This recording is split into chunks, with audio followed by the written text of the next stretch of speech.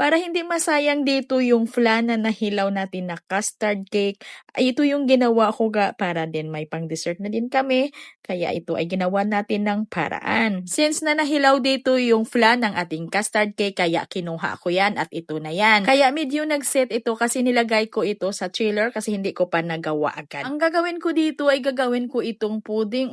Maglagay ako dito ng 4 na piraso ng buns na yung regular sizes. At ito'y pinupinuhin ko lang at lagyan ko ito ng 1 cup na tubig. At durugin ko ito para maging pino at gamitan ko na ng hand mixer para ito'y mapadali. At ganun din yung ating flan ay haluin din natin ito gamit yung hand mixer natin. Ay kunting bati lang naman yan para lang siya ay kuminis ulit. At ihalo na natin dito yung dinurog natin na tinapay. At gumamit lang ako ng medium sizes ng leche flan molder at binanyahan ko yan ng margarine. Medyo makapal na yung binanya ko para hindi talaga siya kakapit pag ito'y naluto. At ito na nga mga niluto ko ito sa loob ng 1 oras para maging golden brown talaga.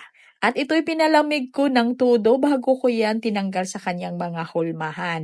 At ito na nga hindi na sayang, meron na tayong pang-dessert. Sarap ha? Yung lasa niya ay flan pudding talaga. Malalasahan mo yung leche flan, yung pudding, kombinasyon. Basta ang sarap. Sarap talaga pang himagas.